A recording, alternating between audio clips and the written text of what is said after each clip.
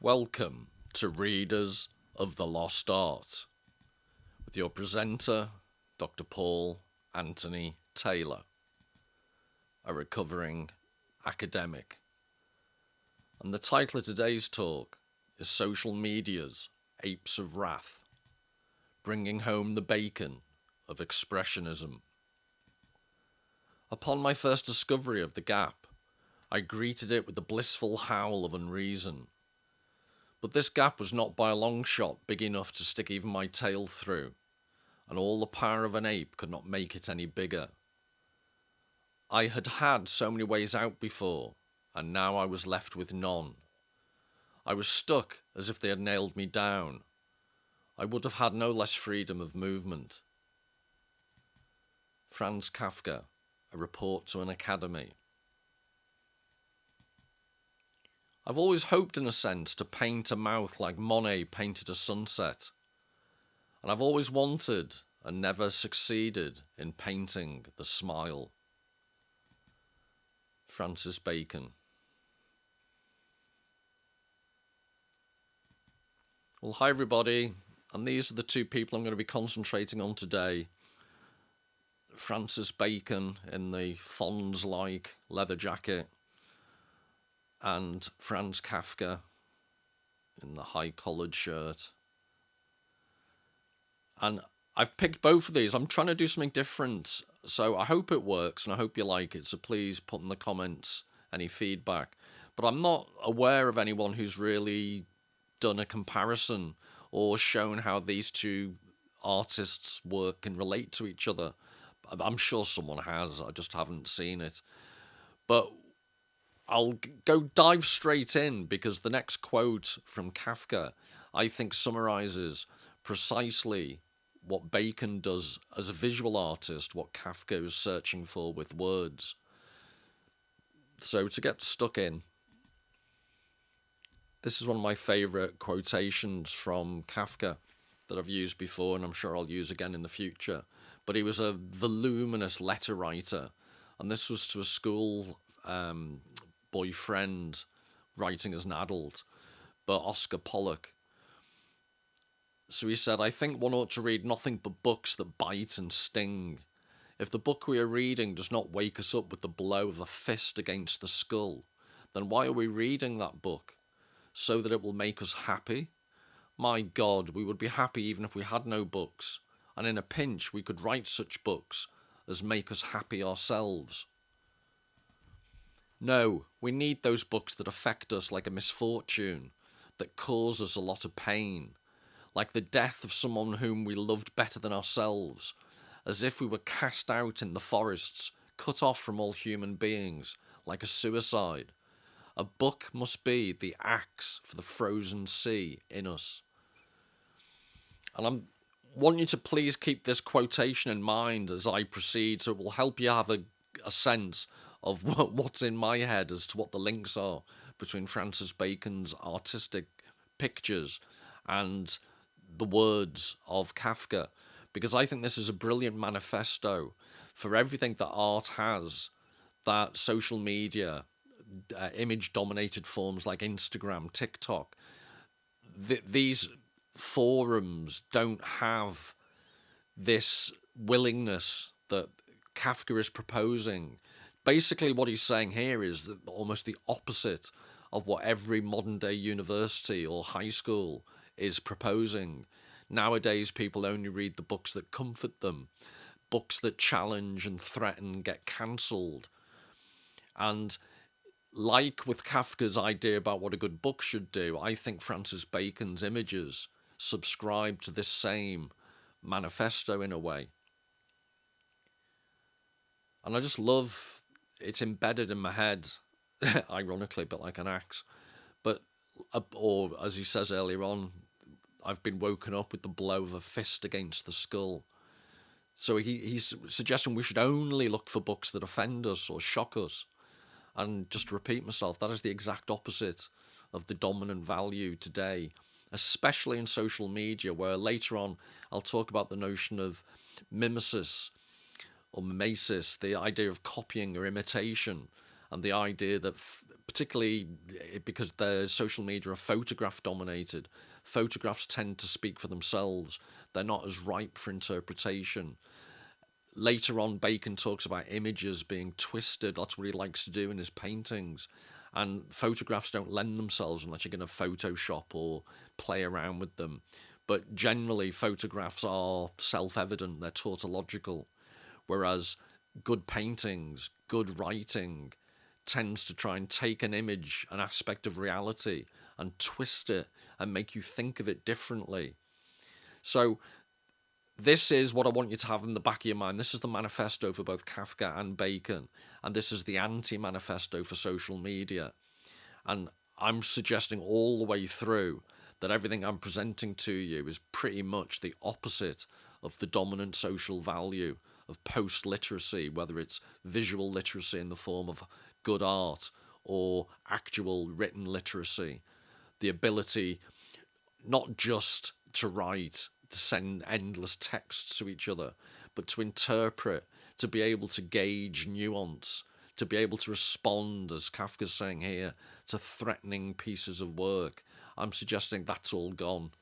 So, as ever, it's not going to be a happy chat. But this is the short story that I've put.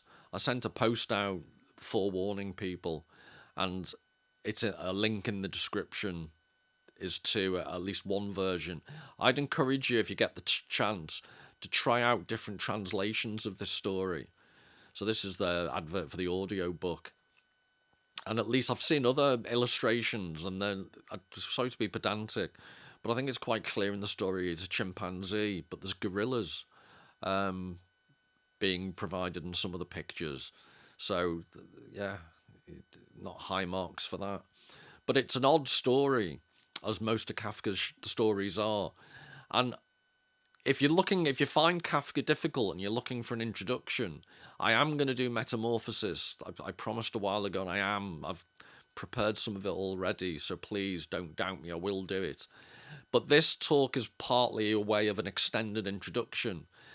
And it's an inverse metamorphosis, because in the story Metamorphosis, Gregor Samsa turns from a human being into a cockroach-like creature.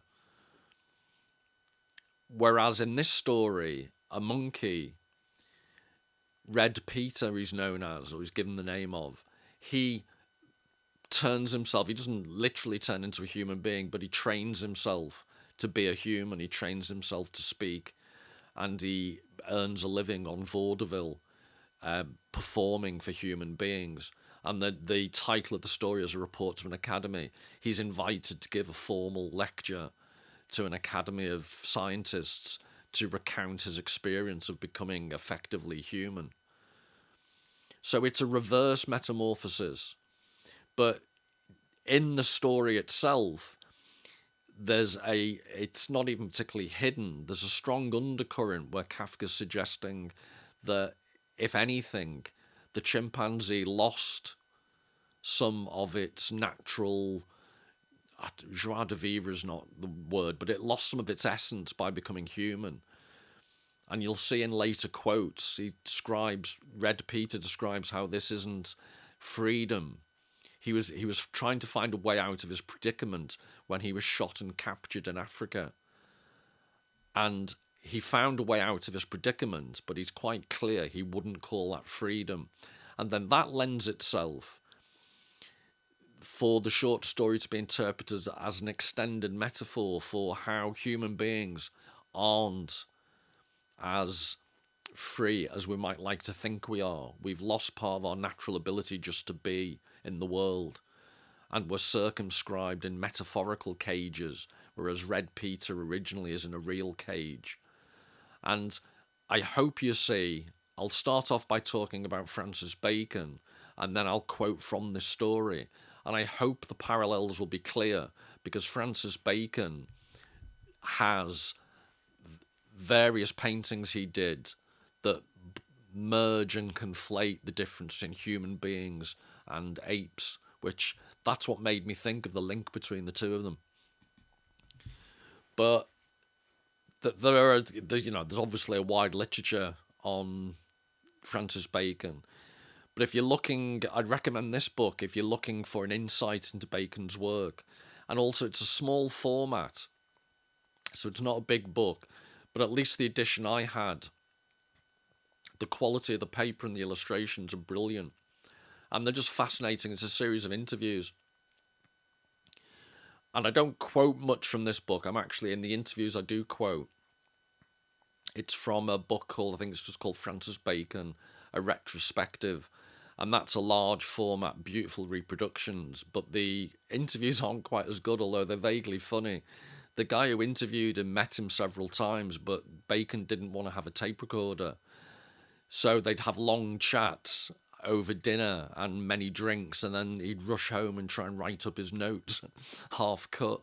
So they're great interviews, but they're not. This is much more detailed, and I think these are verbatim interviews in this book. And I just think it provides fascinating insights into how Bacon thought, because on the one hand, he says he finds it very difficult to talk about his paintings because they're just intuition and it's artistic creativity, and he thinks people tend to overinterpret his work. But then he slips in all the time fascinating insights into the act of creativity. So, like I say, it's not a particularly expensive book, and if you want to pursue this a bit more in detail, I highly recommend this particular book. Now, this is one of the influences upon Bacon's work, which I'm going to show you how this influenced him and what it produced. But this is by Titian. And why it's interesting, I think, is that Bacon had this bizarre fascination with curtains. I don't know why. But this is a very strange use of a curtain. And there's a quotation I came across from Bacon basically saying that what a good artist does is strip the veil from reality. So I think Titian's providing a visual metaphor for the way in which there's a veil across the face here, and a good artist, it's about stripping this veil away and showing the essence of the human being.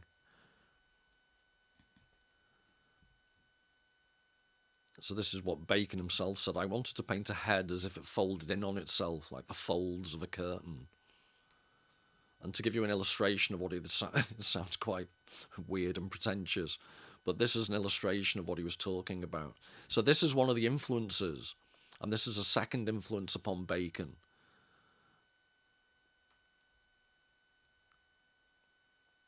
So this is a famous painting by Velázquez, the same guy who did Las Meninas, which I am definitely doing a video on. And for some reason, he talks about it in various interviews, but Francis Bacon was absolutely obsessed. He said he thought this was the best portrait in the history of art. And I think one of the reasons he was so fascinated with it was he talk about ironic. Pope Innocent X could not have been less innocent if he went to the University of Innocence and got an emeritus professorship in not being innocent. He was a scoundrel, and to be Pope at that time, you really had to be Machiavellian to the nth degree.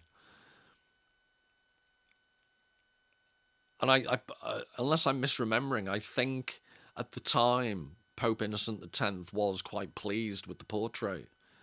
Whereas I'd suggest most people, and maybe it's because it's coloured by history, we know what type of a person he was, but I'd suggest the face is very ambivalent.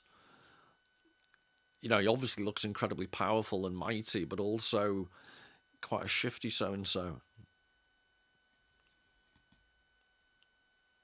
It's just a close-up of the face and the eyes, the beady eyes.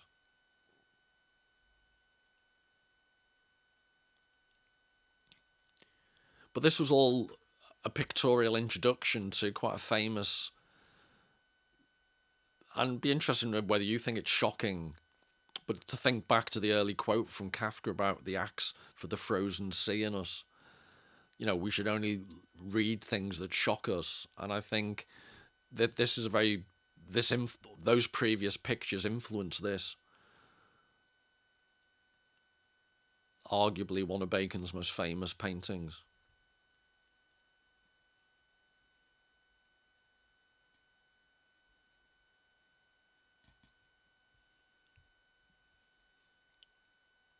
And what he's done is take the ambiguity in the Velázquez portrait of what's going on in Pope Innocent's head, and through various techniques, almost also you can see the effect of the Titian painting with the striations coming down as if they're a curtain in front of the Pope, and the throne has this almost cage-like barrier, and the cage being the operative word here that I'll come back to in a second.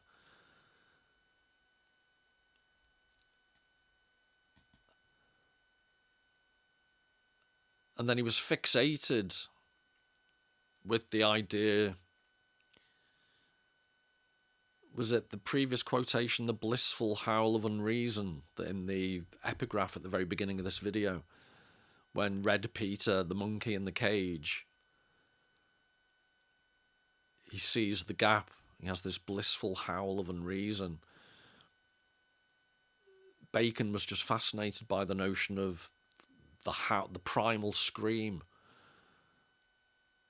So when you see chimpanzees with the facial grimace when they're screeching, I suggest that Bacon's making the link, the missing link, with how human beings, this is us at our most primal.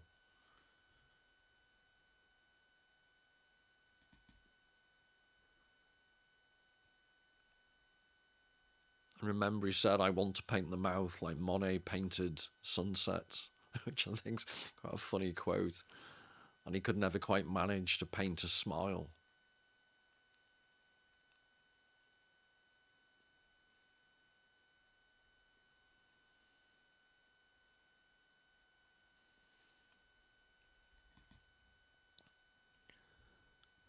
So this is the guy he did the half-drunken interviews with, Michael Pepiat.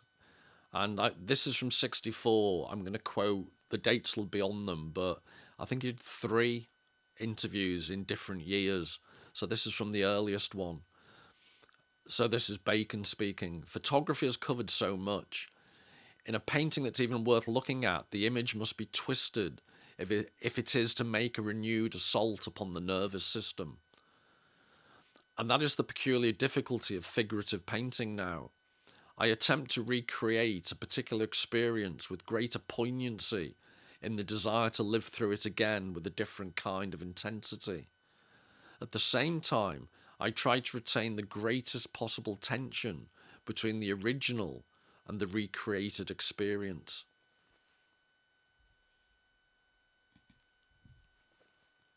Abstract art is free fancy about nothing. Nothing comes from nothing. An allusion to King Lear there.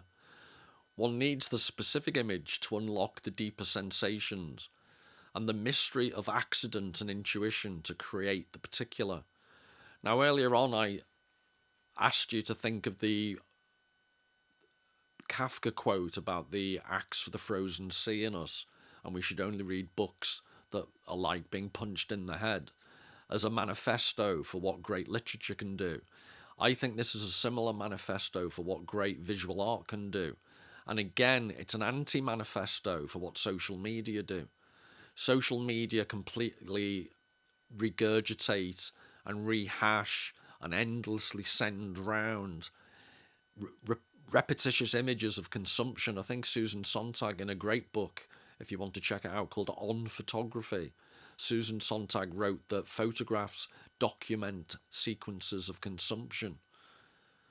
Whereas what I'm proposing here is Bacon is talking about how art has a unique ability. What does he say? The image must be twisted. And if I do Bacon videos in future, there is, later on in his career, this idea of twisting the image takes on a very literal form, whereas all the faces, self-portraits and faces of friends that he paints are really twisted, almost like a cloth the way he starts to paint. But he's suggesting that is the peculiar difficulty of figurative painting now, because photography has covered so much. Photographic images are so ubiquitous, they're absolutely everywhere. But he's implying that they're not worth looking at, unlike a good artistic image that is twisted in a good sense. A different kind of intensity. There's a superficiality because of the ubiquity and prevalence of photographs that still make, even now, on its last legs perhaps, but good figurative art. And then this will offend anyone who really likes their abstract art, but abstract art is free fancy about nothing. One needs the specific image to unlock the deeper sensations and the mystery of accident and intuition to create the particular. So this notion of the particular fascinates me, because in a society of social media dominated commodification, commodities are everywhere, and commodities are based upon standardization. The whole point of a commodity is you know what it is in advance. There's no particularity, there's no surprise. It's completely standardized, and so are many of the images we consume, which, again, just to repeat myself, I think Bacon, this is a mini manifesto for what good art can do.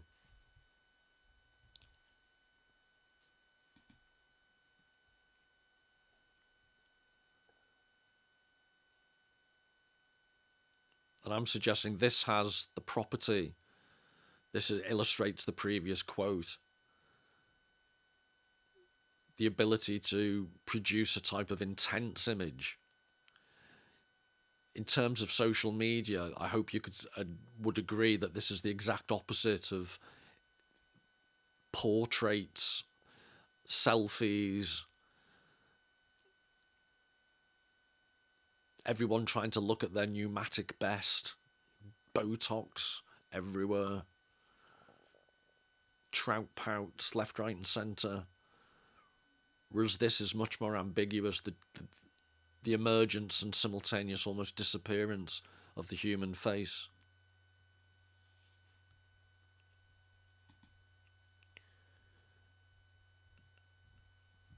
So this is from Marshall McLuhan, Understanding Media. I'm in the position of Louis Pasteur telling doctors that their greatest enemy was quite invisible and quite unrecognised by them. Our conventional response to all media, namely that it is how they are used that counts, is the numb stance of the technological idiot. For the content of a medium is like the juicy piece of meat carried by the burglar to distract the watchdog of the mind. The effect of the medium is made strong and intense just because it is given another medium as content. The content of a movie is a novel or a play or an opera. The effect of the movie form is not related to its program content. Now, I'm showing this because I think this relates to what Bacon and Kafka are claiming for the power of art. Good art makes you reflect upon the effect the art is having. Whereas what McLuhan's saying here about the media is the content of the media isn't the real effect of the media. It's this beautiful phrase. The content of a medium is like the juicy piece of meat carried by the burglar to distract the watchdog of the mind. We think, for example, in a podcast conversation, this is fresh in my mind after recent videos about the Joe Rogan, Dave Smith, Douglas Murray controversy. But we think the content of the podcast is the words actually spoken. And my frustration with the world of podcasting is the words, if you did a transcript of what's said, that is not the response people have to what's shown. Because the response people have to what's shown is based upon personalities, it's based upon the chatty format, it's based upon how quickly you can elide from one topic to the next without the logical inconsistencies being examined on either side. So in the guise of it being an informative chat, in the terms of this McLuhan quote, Podcasting is actually the opposite. It's almost like a way of not learning about the world because you think you're learning, but it's incredibly deceptive because of this process whereby the effect of the movie form or the effect of the podcast form is not related to its program content. The effect of the podcast form, I'd argue, is its cheery bonhomie. It's the chats that people have. And I don't want to get into the whole who's an expert and who isn't, but it's the presentation of knowledge as if it's true knowledge, when in fact, arguably, it really isn't. But anyway, I don't want to distract myself. But at the very least, I've picked on podcasting because it happens to be topical. But yet again, this theme of social media. You think you're getting... You think you're getting images that just speak for themselves. And I wish I had £1 for every time I criticise, or I used to working as an academic, I looked at the social processes of technology. And the number of quite highly educated academics or people who would just routinely say, it's not the technology, it's how you use it that matters. And this McLuhan quote is so important because it's suggesting no, technologies have a particular effect, irrespective of how you try to use them. And it's a theme that runs throughout Marshall McLuhan's Understanding Media. And I think it's a massive mistake that people, it's called in the literature the myth of neutrality, when people think technology is neutral. So in relation to social media, people should by now realise, the rise of social media has coincided with rampant mental health problems amongst young people, the prevalence of images, eating disorders, gender confusion, all these things come on the back of social media. So I think people have a sense that social media probably isn't neutral. It has very harmful effects, but they're often not quite sure why. And I'd suggest, in the context of this talk, it's because social media promote the type of images or the type of thinking about the world in textual terms that runs directly counter to what Kafka and Francis Bacon are arguing for, that resides in art. So social media are almost like an anti-art form.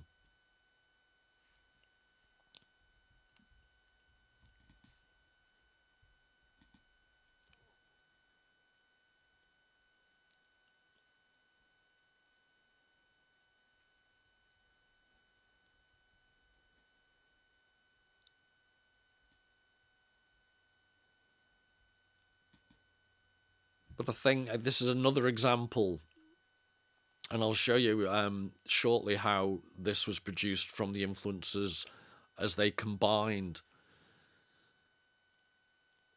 There are particular influences on this, but this, I think, illustrates some of the things Francis Bacon is talking about when he talks about, he's trying to advocate the importance of the particular, the importance of images in Kafka's terms that threaten us, the twisting of the images Bacon talks about. This is definitely not a standard Instagram post.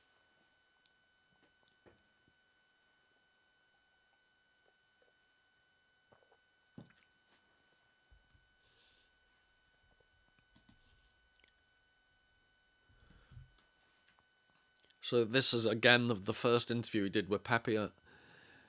Bacon says, now I want to do portraits more than anything else because they can be done in a way outside illustration, which I think goes to the previous image. It is a gamble composed of luck, intuition, and order. Real art is always ordered, no matter how much has been given by chance. So it sounds a bit of a counterintuitive point he's making, but he's suggesting that real artists are motivated or driven by intuition, but there's also some type of weird intuitive order behind the seeming randomness of that intuition. Man is haunted by the mystery of his existence, and is therefore much more obsessed with the remaking and recording of his own image on his world than with the beautiful fun of even the best abstract art. Pop art is made for kicks. Great art gives kicks too, but it also unlocks the valves of intuition. It's a brilliant line, but it also unlocks the valves of intuition and perception about the human situation at a deeper level. But now more than ever, there is nothing between the police record and real art which manipulates the facts of the record in a way which the particular can unlock and deepen the channels of intuition and sensation. So there's something unique about the way in which the particular can unlock and deepen the channels of intuition and sensation. And again, that's what I think Kafka and Bacon unites them in their form. You can argue about whether they qualify as expressionist artists, because it's a movable feast what is and isn't expressionism. But I think they both definitely do this. They use the particular to unlock and deepen the channels of intuition and sensation. And the question is, in the standardized images you get in social media, the lack of uniqueness, the lack of particularity, nothing is unlocked or deepened, and certainly not the channels of intuition, and maybe sensation only in the sense that pop art is made for kicks. But to give you that's how the image I showed you earlier, or the two images, were arrived at. This is the progression in Bacon's method of unlocking the particular and intuition and sensation. So the photograph is from Sergei Eisenstein's classic film from 1925, Battleship Potemkin. And there's a famous scene on the steps, is it the Odessa steps, where the Tsarist troops fire on the crowd and there's a nurse with a pram and she gets shot in the eye. And then I think tumbles down the stairs from memory. And the pram, wasn't it? I think it was mimicked in the film The Untouchables, with Sean Connery pretending to be an Irish cop with a Scottish accent, as usual. But Bacon had this photograph from Battleship Potemkin in his studio, and if he changed studios, the photograph followed him. So you can hopefully see the open mouth and how profoundly it affected Bacon and his obsessive reproduction of headshots with open mouths.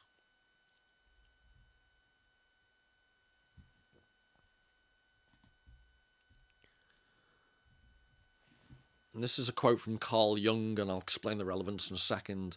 Every Roman was surrounded by slaves. The slave and his psychology flooded ancient Italy. And every Roman became inwardly, and of course unwittingly, a slave. Because living constantly in the atmosphere of slaves, he became infected through the unconscious with their psychology. No one can shield himself from such an influence. And this is Carl Jung from Contributions to Analytical Psychology, but it's cited in Marshall McLuhan's Understanding Media. So I think it relates quite closely to the previous quote I gave from McLuhan. This idea that it's only an idiot who thinks that technology is neutral. I'm paraphrasing badly, but that's basically what McLuhan was saying. And I think this describes why in recent years in Western developed democracies we've had so many social contagions dominated by social media, why young people have had so many mental health problems associated with social media, online bullying, all these profound influences of online sources. It's a mass psychology that runs deep in our culture now. And arguing in the terms of this video, it's exacerbated because the possible counterweights, the possible antidotes of good literature and good visual art are less and less important. So we're less and less aware of these type of effects. We're becoming more like slaves to the influence of these media.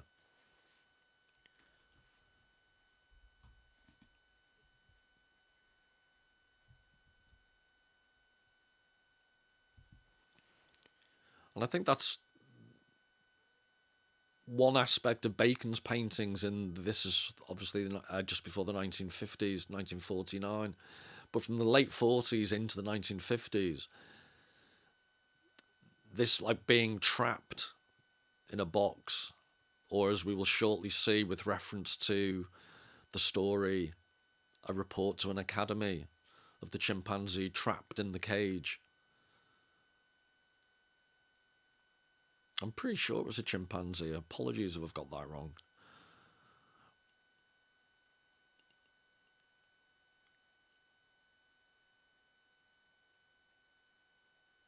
But I maybe I'm projecting far too much onto this, but this always strikes me. I could have found, and maybe I should have found, photographs of people trapped in their bedrooms looking at their computers day in, day out.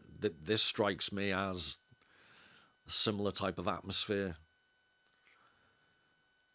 The idea, the notion that online life gives you any type of freedom.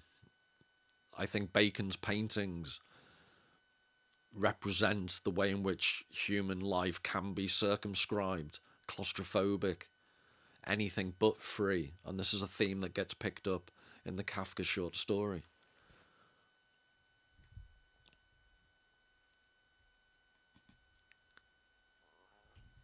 So this is, I think, the second interview that Bacon did with Peppier in 87. Van Gogh got very close to the real thing about art when he said in one of those extraordinary letters to his brother, and I think he was paraphrasing from memory here, "What I do may be a lie, but it conveys reality more accurately." And that is the paradox of art. What I do may be a lie, but it conveys reality more accurately. It reminds me of, there's a Heidegger quote. Martin Heidegger, the German philosopher, said, "What's correct may not be true," which I think is a similar thing to this. Ironically, art presents the truth, the essence of a situation, even if it's fictional. Whereas you can have a photographic record of something that lacks the true essence. And a very quick example of that would be, if any member of your family's ever had a portrait done, or even if you're on a seaside town and there's a sketch artist doing portraits, caricatures, a painting, a portrait, or a sketch actually tends to encapsulate something of the essence of someone's personality much better than if there's a snapshot on one particular day when they might be having a bad hair day or anything. You must have the experience of having seen yourself in a photograph and thinking, that's not me, or am I that bloody ugly? Whereas paintings or sketches tend to just paradoxically be more true to who the person is. So that's a very complex thing. After all, it's not the so-called realist painters who manage to convey reality best. I mean, I saw an extraordinary picture by Monet. It was one of his views of the Thames, but you couldn't make anything out in the first instant because everything was covered in seagulls. It's the most extraordinarily inventive thing, and yet very real. A kind of fog of seagull wings over the Thames.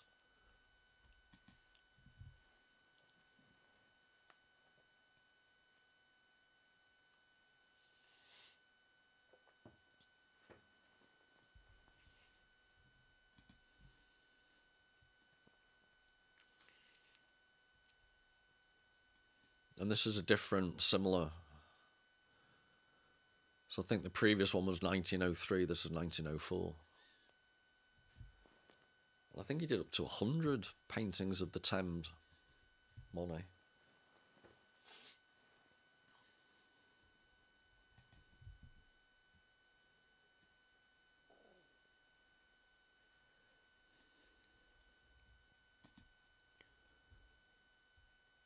And this was the third interview with Peppier. I suppose one doesn't have to be.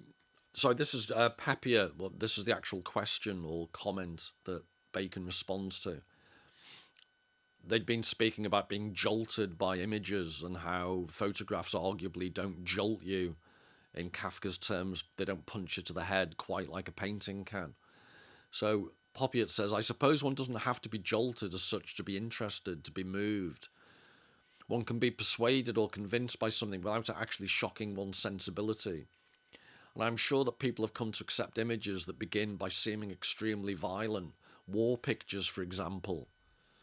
And Bacon responds, they are violent, and yet it's not enough.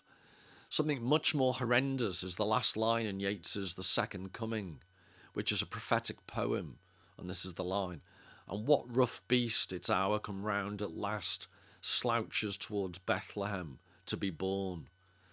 And there Richard Grannon reads that in the section that there's a playlist where Richard reads that poem in full, which is well worth listening to on this channel. So that's stronger than any war painting, that line. It's more extraordinary than even one of the horrors of war pictures, because he's talking about war pictures. That's just a literal horror, whereas the Yeats is a horror which has a whole vibration in its prophetic quality.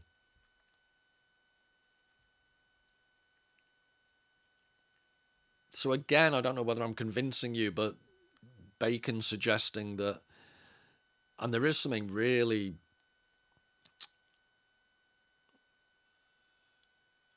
I'm trying to think of the word, because he calls it prophetic. There's a whole vibration. Whereas the Yeats is a horror which has a whole vibration in its prophetic quality. There is something spooky about, spooky is a terrible adjective, but at what rough beast its hour come round at last slouches towards Bethlehem to be born. I was going to say it's pregnant with ominous, pregnant being the word.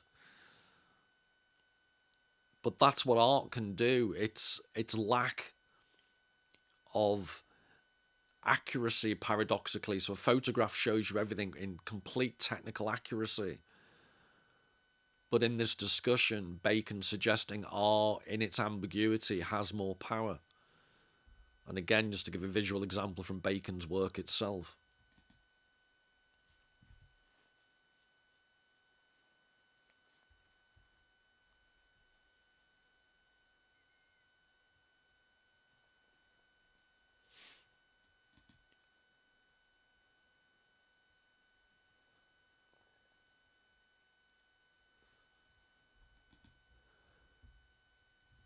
So again, this is Peppiet saying it's shocking too because it's been put into a memorable form.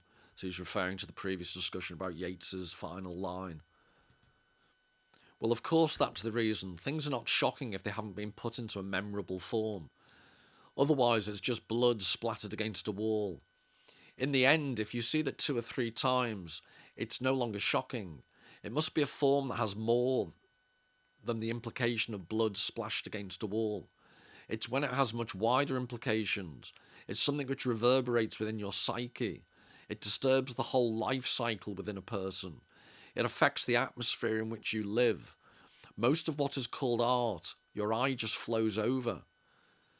It may be charming or nice, but it doesn't change you. And I'd suggest this is very close to what Kafka's talking about in his letter to Oscar Pollock. Good writing needs to be like the axe for the sea. Sorry, like the axe for the ice in us. And that's exactly what Bacon's saying here. And you can see it in his work. This is what he's trying to achieve.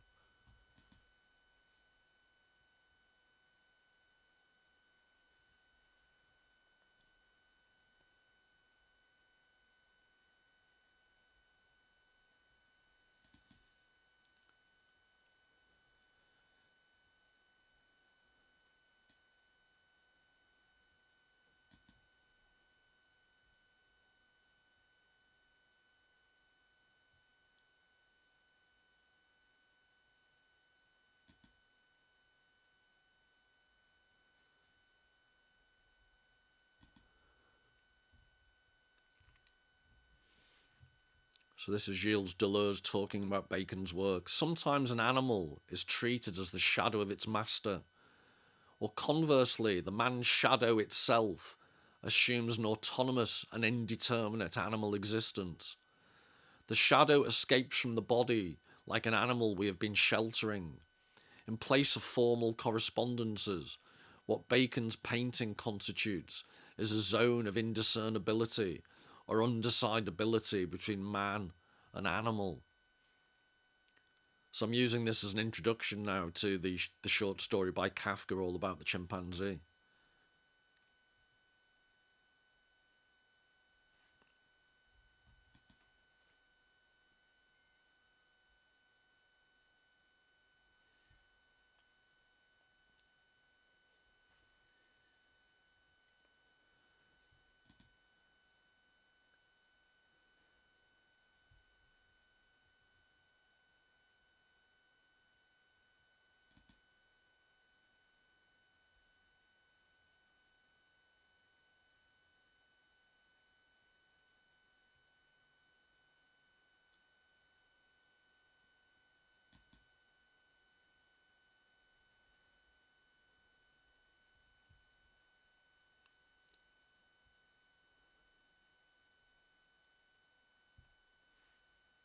And after that quite thorough introduction to Bacon's links to Kafka, here are a few excerpts from a report to an academy. So this is Red Peter, the ape, talking. This achievement, he's talking to the Academy of Scientists now, and he's talking about his achievement of being, changing over from an ape to a human being in all his mannerisms, if not actually. This achievement would have been impossible had I wanted to cling obstinately to my origin, to the memories of my youth. In fact, to give up all such obstinacy was the supreme commandment that I had imposed on myself. I, a free ape, accepted this yoke, but as a result, for their part, my memories have become more and more closed off from me. And this is the undercurrent of the whole story, where I said earlier that Kafka's describing a reverse metamorphosis. Instead of going from a human to an animal or a verminous cockroach, as in the Metamorphosis, this is someone going from a free natural state in Africa to this domesticated ape that performs in vaudeville, not in order to be free, but only because he wanted to avoid dying in the cage in which he was being transported. So he found a way out is the theme that's constantly explored in the story. But the way he found out is not freedom. And I'd argue Kafka's suggesting that there are parallels to be made between what we think of as human freedom, when actually it's a way out, it's survival, but it's not genuine freedom. And I think the story is a very powerful parody almost of what people think it is to be free. If at first my return, had the world of humans wanted it, was open to me through the entire gateway that the sky forms over the earth, at the same time it became ever lower and narrower under the lash that drove my evolution forward. I felt more comfortable and more fully enclosed in the human world. The storm that blew at my back from my past subsided. Today it is only a draught that cools my heels. That's a brilliant phrase. The storm that blew at my back from my past subsided. Today it's only a draught that cools my heels. It reminds me, there's a quote from Walter Benjamin where he describes the angel. There's a Paul Klee sketch, this weird childlike sketch called the Angelus Novalis, I think it is, about this angel, and Benjamin talks about it as the angel of history. And it's as if the angel's been blown backwards through history, by an explosion. So the angel's hurtling backwards through time. So it gets to see disaster after disaster piled upon each other as it gets projected into the future. It's just this phrase, the storm that blew at my back from my past subsided. Today it's only a draft that cools my heels. This idea that he's almost been blown out of his previous past, his evolutionary level, to move on to a higher evolutionary level.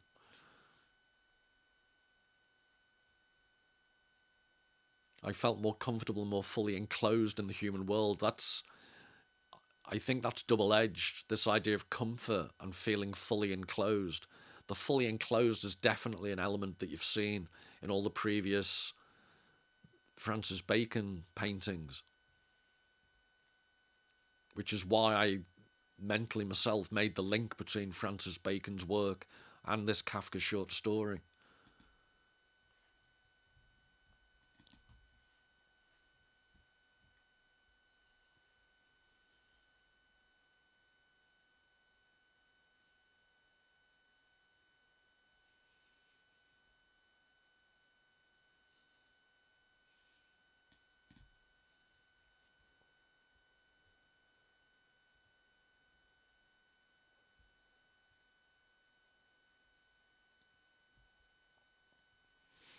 And apologies to any UK viewers who, when they look at this, probably can't get out their head, or they won't now. Johnny Vegas and the PG Tips advert. It's like a cloth monkey this UK comedian uses to advertise tea bags. He goes, monkey! But I fear I've just lowered the tone.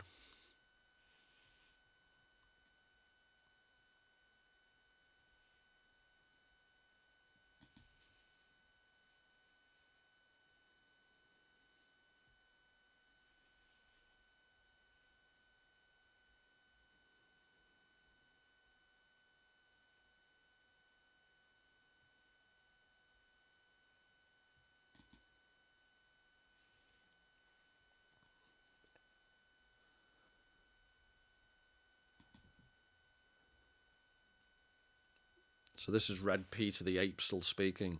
And the faraway gap through which it comes and through which I once came has grown so small that if ever my strength and will were even adequate to run back to that point, I would have to scrape the hide from my body in order to pass through.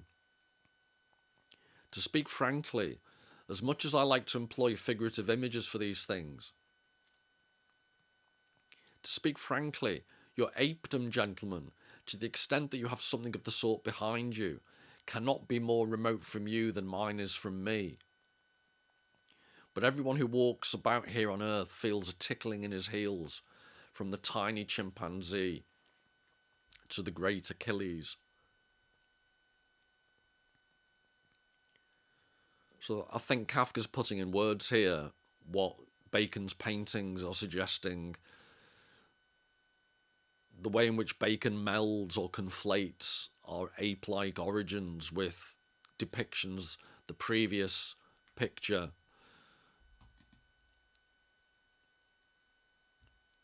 I'd suggest that's quite ambiguous. Is that a human form or simian form? I think it's deliberately ambiguous. And I think that's picked up in this quotation here from the short story.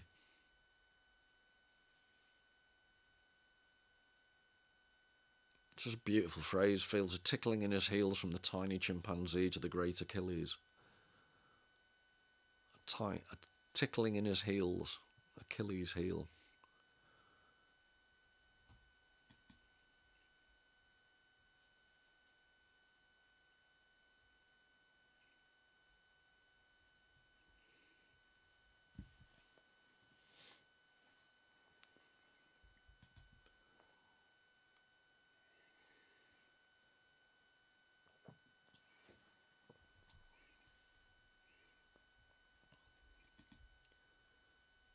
So this is after he'd just been shot, he's describing.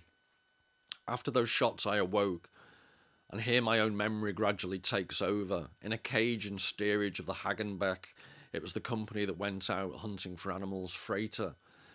It was not a four-sided cage with bars, instead only barred sides were attached to a crate, which thus formed the fourth wall.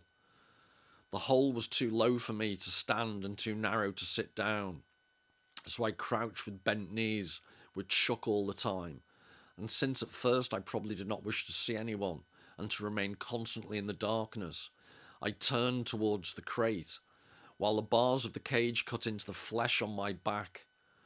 People consider such confinement to wild animals beneficial in the very first period of time, and today I cannot deny, on the basis of my own experience, that in a human sense, that is in fact the case.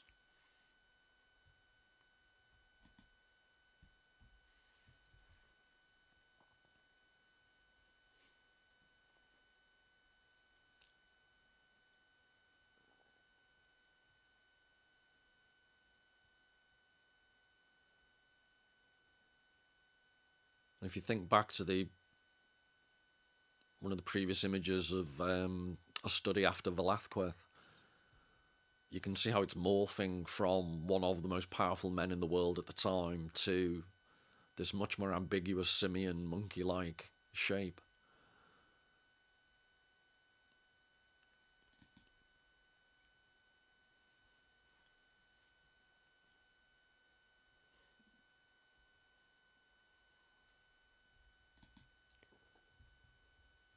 So Red Peter's still speaking. For the first time in my life, I was for the first time in my life, I was without a way out. At the very least, there was no moving forward. Directly in front of me was the crate, board joined firmly to board. Admittedly, a continuous gap ran between the boards. Upon my first discovery of the gap, I greeted it with the blissful howl of unreason. But this gap was not by a long shot big enough to stick even my tail through, and all the power of an ape could not make it any bigger. It's that phrase, I greeted it with the blissful howl of unreason. I think that's what made me begin to think of Bacon's work when I was reading the Kafka, because the blissful howl of unreason just reminded me of the open mouths that Francis Bacon was so obsessively trying to paint. I think it's just as close as you'll get to describing the image in language as the blissful howl of unreason.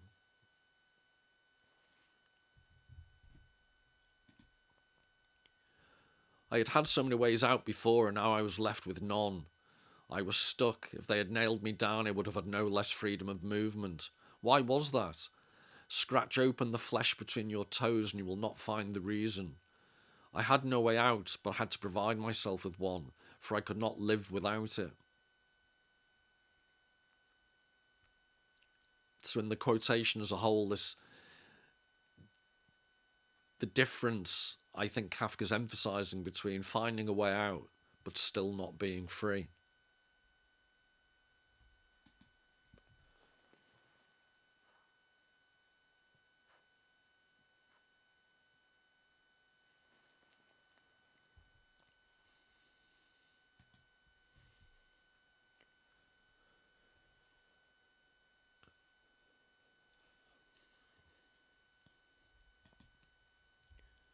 I'm afraid that what I mean by a way out will not be clearly understood. I deliberately do not say freedom. I do not mean that great feeling of freedom on all sides. Perhaps I knew it as an ape, and I have known human beings who long for it. But as far as I am concerned, I did not ask for freedom either then or now. By the way, human beings all too often deceive themselves about freedom, and just as freedom counts among the most sublime feelings, so too the corresponding delusion counts among the most sublime. So that when I read that, it reminded me, thinking the way in which people try and argue online environments somehow offer us some type of freedom. I would suggest Kafka ahead of his time was describing the human delusion about what constitutes real freedom. So I think that's a beautiful way of describing the overemphasis upon online social media type environments in our lives. and the fact that people can't exist in public spaces without their faces glued to a mobile phone. So too the corresponding delusion counts among the most sublime. That's arguably what we've been reduced to.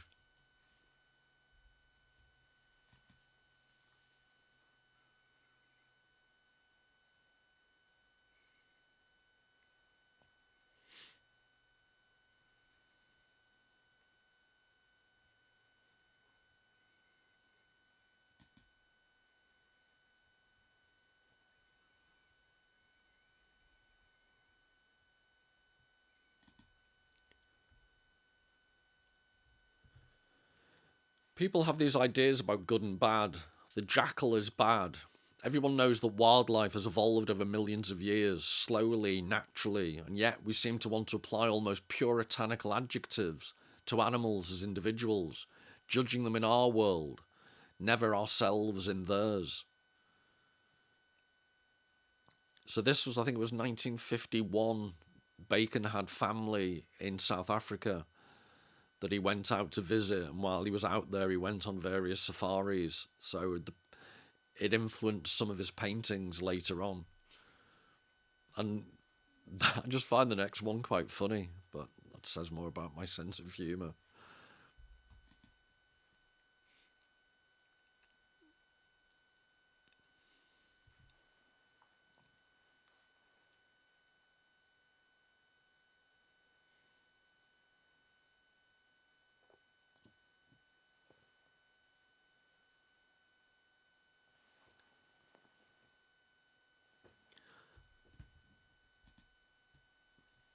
I think what I like about this is the way it's almost like a car headlamp has picked out someone crouching in the savannah grass,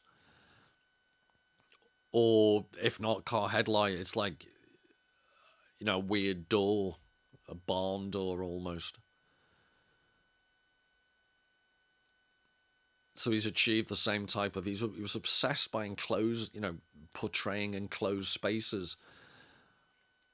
So it's the combination of the darkness being used as a way of enclosing the figure, but the figure is theoretically in this huge expanse of savannah.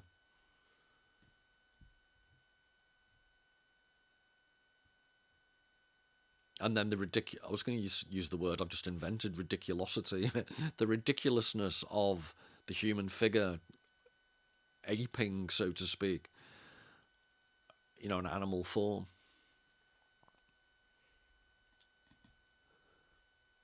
This is Red Peter again speaking in a report to an academy. Often in the vaudeville theatres, before I go on, I have seen some artiste couple up at the ceiling fooling around on their trapezes. They swung, they rocked, they jumped, they floated into each other's arms. One carried the other by the hair with his teeth. That too is human freedom. I would think high-handed movement. You mockery of holy nature. No building could stand up to apedom's laughter at such a sight. So it's interesting, in the short story, Red Peter claims that he can remember very, very little, if anything, of his past ape-like mentality. But it sneaks through here. What he's suggesting is watching human beings perform acrobatics, from a simian point of view, is almost pathetic. You mockery of holy nature. No building could stand up to apedom's laughter at such a sight. Because it's an interesting physical analogy for the freedom we think we have. So human beings can perform acrobatics on trapezes, but compared to an ape's ability, it's laughable.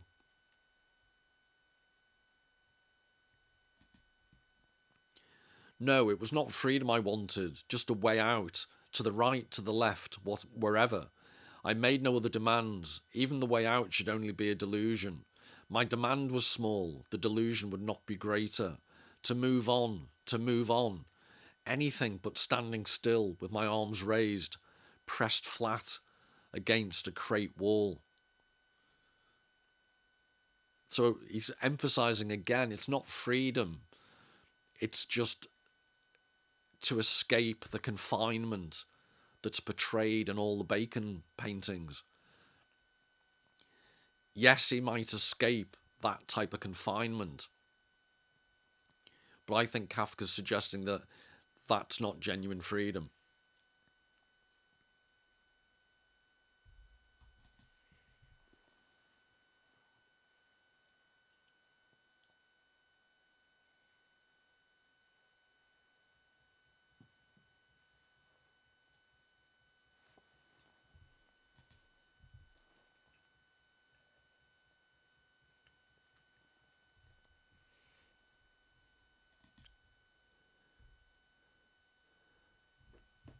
So this is the final quotation from the short story. Now, in themselves, these men had nothing that especially appealed to me. If I were a devotee of the above-mentioned freedom, I would certainly have preferred the great ocean to the way out that showed itself to me in the dull gaze of these men. In any case, I observed them for a long time before I thought about such things. In fact, it was the accumulation of observations that first urged me in this definite direction. The great ocean that he's talking about, he describes in the story how, with his powerful ape jaws, he potentially could have crunched through the padlock on the cage, but he would have been killed by the crew, or the best he could have hoped for was to jump overboard and drown in the sea.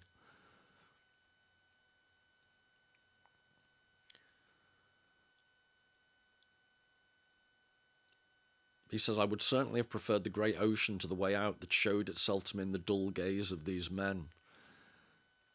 So what Kafka is showing is the irony is there's a captive ape trying to escape, but basically trapped within. Even the mode of escape just gives him a way, not to freedom, but a way that it involves having to live in the world of these men with dull gazes.